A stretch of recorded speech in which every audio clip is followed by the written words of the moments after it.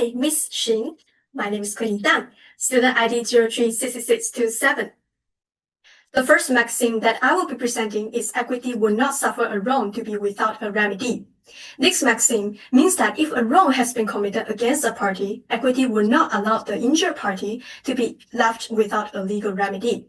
This principle is supported by HB against White, where a qualified voter was not allowed to vote and who therefore sued the returning officer.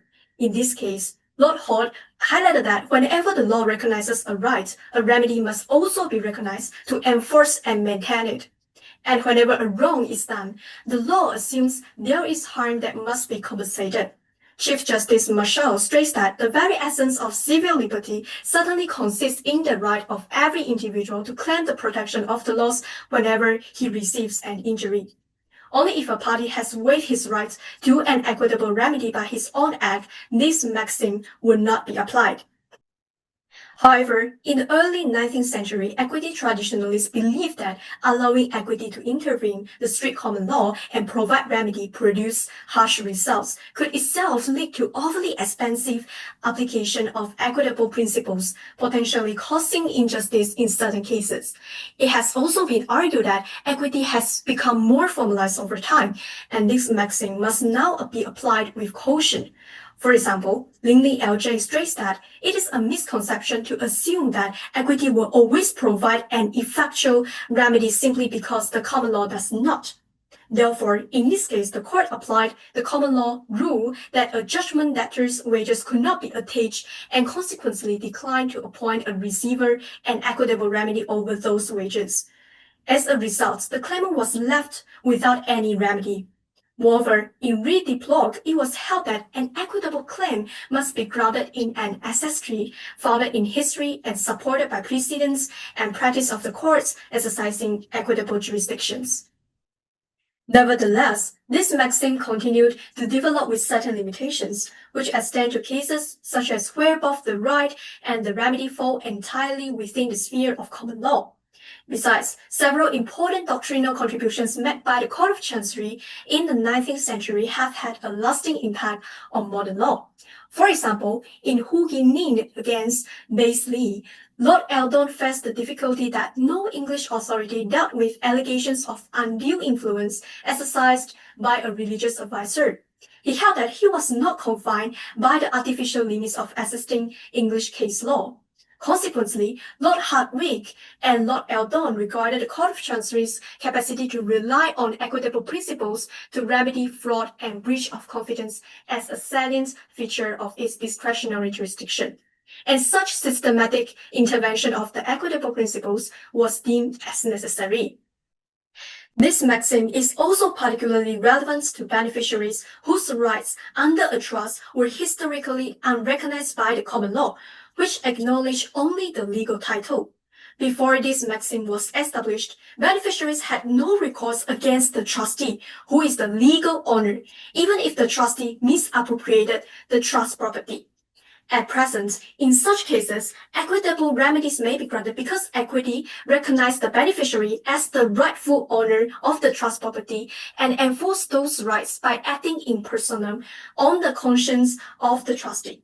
Furthermore, the development of this maxim is necessary because the common law traditionally offered only limited remedies, primarily monetary damages. In equity, the form of remedy is an injunction, rescission, or specific performance. According to Hudson, where a statute or the common law does not provide an adequate remedy for a wrong, equity intercedes to ensure that a fair and just outcome is achieved. In Bestwick against Bestwick, it was also highlighted that a broad equitable discretion is given to the courts to consider all the circumstances of the case when deciding whether it is appropriate to make such an order. For example, in Patterson against Murphy, the court held that the plaintiffs had established a material infringement of their rights and were therefore entitled to an injunction to prevent further damages. The court further stated that a plaintiff will only be deprived of an injunction if the injury to their rights is small, capable of being adequately compensable by a modest sum, or if granting an injunction would be oppressive to the defendant. In Saw against Bircher, rescission aims to return parties to the position they were in before they enter the contract, especially when they are suffering damages from mistake, undue influence, misrepresentation, and unconscionable transactions. In Wash against Lonsdale, although the lease was ineffective at law due to non-compliance with the required formalities for creating a legal lease, equity nevertheless granted specific performance of the contract, and this case also demonstrates that where a party breaches their contractual obligations, the common law traditionally awards damages to the innocent party. However, damages may not always be the remedy the innocent party desires. They may instead wish to proceed with the contract as agreed. Equity recognizes this by granting the remedy of specific performance, ensuring that the contractual bargain is upheld despite the default. In Bannister against Bannister, the court held that the attempts to insist upon the absolute terms of the conveyance was effectively an attempt to defeat Mrs. Bannister's life interests. Also, the arrangement did not satisfy the formality requirements of the Law of Property Act 1925. Equity recognized that a valid constructive trust of land had been created. This case also clearly highlights that equity will not allow the law to be used as a cloak for fraud, and illustrates how equity can recognize substantive rights where common law formalities would otherwise defeat them. Likewise, in Takako Sakao, the court ruled that despite Takako Sakao's non-compliance with the National Land Court, a resulting trust arose in her favor due to her contribution towards the purchase price of the land, and to ensure justice, the court limited her relief to recovering the actual amounts she had paid towards the purchase price. In real-life scenarios, the court will give an injunction on equitable principles where the balance of convenience is required. For example, when the claimant claims that the defendant's product breaches his or her patents, the court may, pending the actual court case to determine the claim, grant an injunction ordering the defendants to cease selling the disputed products. Similarly, specific performance may be ordered in situations involving unique goods or properties. It is because, in these cases, monetary damages cannot prevent or remedy the ongoing harm. However, this maxim does not guarantee a remedy for all wrongs. For instance, equity does not intervene where the alleged wrong is merely a breach of moral rights, because equitable relief is available only breaches of legal rights. Similarly, this maxim does not apply where the common law courts already have jurisdiction, or where the plaintiff's own negligence has contributed to the situation. Nevertheless, it can be highlighted that this maxim needs to work together with the common law in order to turn it into a complete system to ensure justice. Moving on to the second and third maxim, according to Judith Richards, the general principle is that if a donor has not complied with all the necessary legal formalities to complete a transfer resulting in an imperfect gift, equity will not intervene to assist the donee. As Hudson notes, equity generally does not assist a volunteer by withholding remedies from those who have provided no consideration for the benefits they have received or expect to receive. The only true volunteers whom equity exceptionally protects are beneficiaries under a trust, and even then only when a valid trust has already been established. In this regard, the decision in Mulroy and Lloyd confirms that the court will not imply a trust simply because an intended outright gift was not completed. As such, the maxim equity will not perfect an imperfect gift operates as a subset of the maxim equity will not assist a volunteer. Their central idea is that a gift is only regarded as complete once the donor has taken all the steps required from them, and the donee is in a position to finish the transfer without relying on the donor any further. In Mulroy and Lloyd, Turner LJ rejected the argument made by the settler's niece, emphasizing that a gift can only be perfected if the donor has taken all steps required by the nature of the property. He identified three valid methods of gifting property. First, an outright transfer of title. Second, a transfer to a trustee. Third, a declaration by a settler that he holds the property on trust. None of these steps had been taken in this case, so both legal and beneficial title remained with the settlor. This rule was also recognized and applied in Malaysia. Dixon J. highlighted that the main question is whether the donor's actions have placed the intended donee in a position where they have a statutory right to have the transfer registered, a right which the donor or the executors cannot later impair or defeat. These cases show equity's refusal to enforce informal gift attempts prevents people from using equity to evade statutory formalities, ensures clarity in property transfers, and also protects third parties' interests. Despite the strict approach in Milroy and Lord, several exceptions and relaxations have developed. A century before Milroy, Lord Mansfield criticized that the common law is too strict and it is unreasonable to expect a layman to know all the procedures necessary to make such a gift. One of the exceptions is the principle in rerolls. Jenkins J. found that the testator had taken all necessary steps to divest himself of the shares in question to Mr. Hook. Also, Mr. Hook's legal title would only be perfected once the directors passed the transfer for registration. That was an action outside the testator's control. Therefore, the gift to the wife was regarded as complete in equity. Another is the more recent, so controversial reliance on unconscionability as a method of dispensing a formality requirements, as seen in Penitent against Wayne.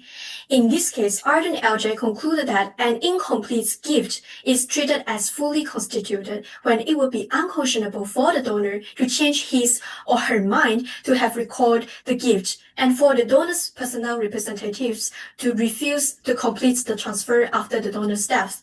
In such cases, delivery of the share transfer before the death of the deceased is unnecessary. However, this test has been criticized, including by Hanbury and Martin, who argue that the concept of unconscionability creates uncertainty as to whether and when a failed absolute gift should be treated as perfected. Deathbed gifts may be valid only as DMC. As per Buckley J., DMC is not an entirely inter vivo act by which the donee is to acquire absolute title to the subject matter, not immediately, but only upon the donor's death.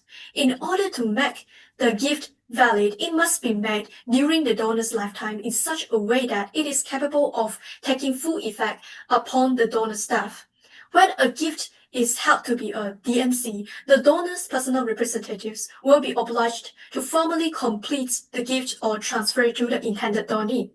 Furthermore, Strong and Bird established that if the donor appoints the intended donee as executor of his or her will immediately, but the donor dies before an intended inter vivo gift is perfected, upon the donor's death, the donee becomes the personal representative of the donor. Equity will treat the imperfect gift as perfected. This is based on the principle that an executor cannot sue himself, as shown in the rule that the debtor's appointment as executor of the creditor's estate extinguished the debt. This rule has been recognized in Malaysia, notably in Lee Hu Ki case. However, the rule does not apply where the donor merely intends to make a future gift, as affirmed in Rare Freeland case. Lord Walker identified three essential elements of proprietary estoppel, which include, first, a representation or assurance made to the claimant that he will acquire an interest in the defendant's property. Second, reliance on it by the claimant. And third, detriments to the claimant in consequence of his reasonable reliance. Since all these elements were satisfied on the facts, the claimant was entitled to inherit the farm. In Pascal against Turner, the court granted the plaintiff the fee simple in the property, as this represented the minimum equity necessary to do justice, ensuring security of tenure, quiet enjoyments, and the freedom to carry out repairs and improvements without interference from the defendant. In Pascal against Pascal, Brown Wilkinson J. reaffirmed that equity does not intervene to assist a volunteer. Therefore, if a donee requires an order from a court of equity to complete his title, he will not get it.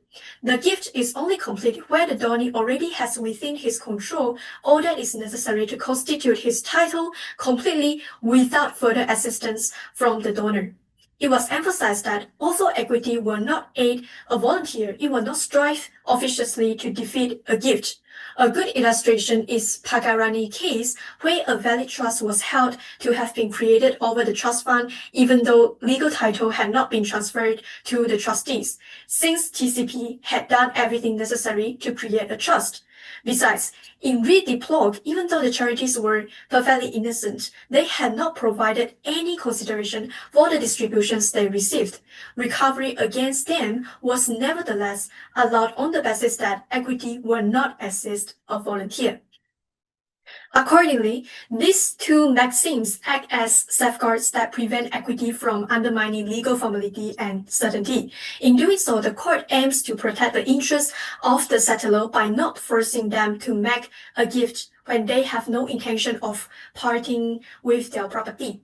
Therefore, equity ensures that incomplete gifts are not enforced and that volunteers cannot obtain equitable relief merely because it appears fair to do so. For example, the recent case, Gold Corn 2025, is a good reminder of the risk of informality. The court applied the long-standing equitable maxim, equity will not perfect an imperfect gift, holding that the language used was too vague and lacked any clear intention or declaration, so the claim failed. The court further emphasized that well-meaning commercial intentions are insufficient without proper legal formalities. Another scenario is that if Party B dies without making the necessary arrangements, such as writing this into his or her will or taking steps to procure the certificate of title needed to register a transfer, Party A, having provided no valuable consideration in the form of goods, money, promises, or services to enforce the benefit, cannot call upon equity for assistance. However, modern courts recognize exceptions where conscience and fairness demand intervention, as seen in Rerolls, Pennington, and Strong and Bird, to ensure that the innocent party will not be robbed of their interests unaware. These developments show that equity remains flexible but not boundless. Ultimately, the maxims still guide courts in balancing fairness with the need for predictable legal rules. Here's the reference list. That is all from me. Thank you for listening. Bye.